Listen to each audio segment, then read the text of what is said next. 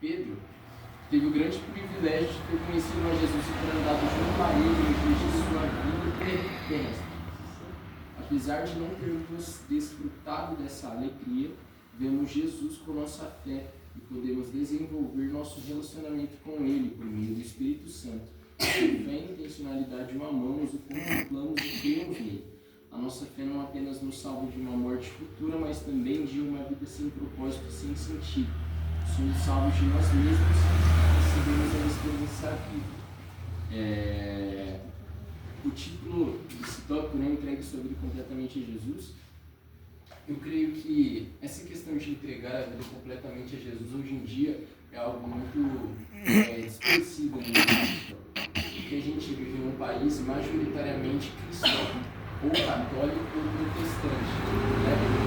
Inclusive, uma curiosidade muito legal, nós que somos conhecidos como evangélicos, nós também somos católicos. Nós somos católicos, apostólicos, porém nós não somos romanos porque nós não seguimos o catolicismo de Roma. Nós somos católicos, apostólicos, protestantes. Porque o catolicismo é a religião universal após Cristo. E essa questão de entregar a vida completamente a Jesus é distorcida por um negócio chamado cristianismo cultural, que é o quê? Por exemplo, hoje em dia a gente está vendo muitas celebridades se entregando para Jesus, aceitando a Jesus, muitos jogadores de futebol famosos que na hora que entram no campo já fazem o sinal da cruz. A gente vê pessoas famosas na internet falando do que elas acham sobre a Bíblia, sobre o Evangelho. Porém, nisso existe muita falha e pouca prática do Evangelho. Porque um Evangelho que antes era marginalizado, hoje em dia é dado como uma moda, se a gente perceber o cenário atual. Essa questão de todo mundo agora querer ser cristão de alguma forma, a gente vê como um avivamento. Porém, a gente não está conseguindo enxergar que está escancarado aos nossos olhos que isso é totalmente ao contrário. A gente tem que entender que entregar a vida para Jesus é algo bom, sempre será. A decisão de entregar a vida para Jesus verdadeiramente sempre vai ser algo bom. Porém, aqui na Terra isso gera coisas que são ruins para a nossa vida, na questão de que, por exemplo, uma pessoa que entrega a vida a Jesus tem mais responsabilidades. Porque para quem muito é entregado, muito é cobrado. Verdade. Então, para a gente que já conhece a Cristo e tem essa revelação de quem Deus é, de como é o seu amor, de como Ele age através do Espírito Santo, a gente tem uma responsabilidade maior. É aquilo que eu falei há umas semanas atrás. A nossa missão não é ir para o céu é um destino, o céu é uma promessa que nós temos. A gente não pode viver na Terra só com uma visão, eu quero ir para o céu, ou fugir do inferno para algumas pessoas. A gente aqui na Terra tem a visão de que a gente tem que espalhar esse evangelho, esse evangelho de luz, esse evangelho de verdadeiramente dedicar a vida a Jesus. E naquela mesma célula em que eu disse isso, eu falei, imagina uma pessoa que foi condenada, no momento em que você chega no céu e recebe o seu galardão, ela bate na porta do céu perguntando por que você não disse para ela desse evangelho se você sabia dele. A gente tem essa responsabilidade de mostrar para as pessoas. Pedro foi um homem que andou com Jesus, um dos discípulos mais próximos de Jesus. Eu creio que o único discípulo que seja mais próximo de Jesus do que Pedro seja João.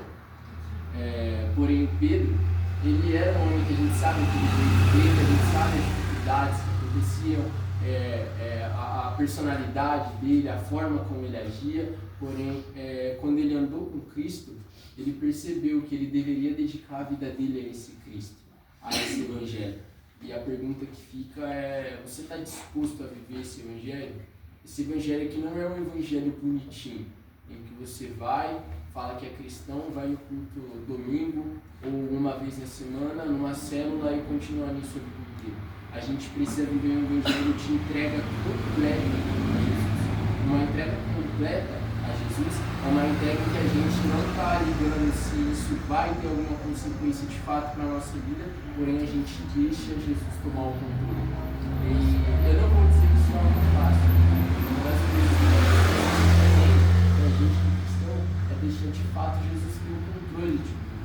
Porque a gente como homem, a gente tem essa tendência de pensar, eu tenho que fazer minhas obrigações, eu tenho que seguir a minha vida da forma que eu acho que eu tenho que sigo minha vida fazendo do jeito que eu acho certo. Como o irmão falou, a gente tem uma lógica já implantada na gente. A gente quer que tudo seja um mais um, que tudo seja pensável pra gente. Mas a gente tem que entender que acima de nós tem Deus que sabe de todas as coisas. Entregar a vida completamente a esse Deus é permitir com que Ele faça a vontade dEle. E como a gente já sabe, na grande maioria das vezes a vontade de Deus não é compatível com a nossa vontade. Porque a gente é errôneo, a gente é pecador. E além disso a gente também é muito falho. Então por muitas das vezes a gente vai ter uma visão, a gente vai ter uma ideia, a gente vai pensar em algo que não está de acordo com a vontade de Deus. Então, entregar a vida para Jesus é deixar que Ele tome esse controle e viver esse verdadeiro evangelho. E aqui no final do que eu tinha lido antes, fala, a nossa fé não apenas nos salva de uma morte futura, mas também de uma vida sem propósito e sem sentido. Uma coisa que a gente que é cristão, a gente frisa muito, para a gente não tentar se tornar aquele evangélico que segue a Deus por medo de não ir para o céu, por medo de uma morte futura. Mas a gente tem que ser um cristão que segue a Deus por amor a esse evangelho. Porque a partir do momento em que a gente se torna cristão apenas por medo de uma morte futura, a gente não tem essa busca por Deus, essa busca por conhecer quem Ele é. Isso é necessário. Quando a gente conhece a Deus, isso nos leva a nos tornar mais parecido com Ele. Eu não sei se algumas semanas atrás eu dei um exemplo de um casal, esse casal é uma mulher que ela é irmã de um líder de setor. Não, deixa eu explicar melhor. Vocês conhecem o Ederson e a Neia, que são os líderes aqui do setor, que já vieram uma vez? Eu creio que nem todo mundo conhece, mas quem estava aqui sabe do Ederson e da Neia. O Ederson, ele tem uma irmã dele, que ela nasceu aqui em São Paulo.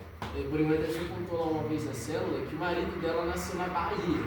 Aí eles começaram a conviver junto, só que aí toda vez que a irmã do Ederson falava pro Ederson sobre alguma comida da Bahia que o nome era diferente daqui de São Paulo, eles se confundiam. Aí ele percebeu que ela estava tendo essas diferenças de fala tudo porque ela estava convivendo demais com o marido dela, que era da Bahia. E isso mostra pra gente, principalmente para quem é casado sabe, quando começam a conviver juntos, começam a tomar um pouco dos hábitos do outro. E da mesma forma o nosso relacionamento com Deus. A gente só consegue se tornar parecido com alguém que a gente conhece. Não tem como eu querer repetir os hábitos de alguém que eu não conheço. Então a gente precisa viver esse evangelho de entrega, porque a gente não tem medo, não está seguindo a Deus por medo de uma morte futura, mas a gente está seguindo a Deus por amor a esse evangelho e amor a esse grande amor que nos salvou de nós mesmos. Aqui fala, somos salvos de nós mesmos e recebemos a esperança viva. Então, o pecado nos condena, porém a gente tem os nossos pecados, porém a gente está perante a uma graça capaz de nos salvar de nós mesmos e não só nos livrar da morte do futuro, mas também capaz de nos trazer a uma vida com propósito, a uma vida com uma alegria e com uma esperança. A esperança de que um dia viveremos uma eternidade inteira ao lado de Deus e perante a sua glória. Amém? Aqui para execução. Separe um tempo no seu momento de devocional para relacionar os seus processos e desafios atuais. Ore entregando essas circunstâncias e coisas que você passa a Jesus e peça que Ele direcione seu olhar para Deus e encha o seu coração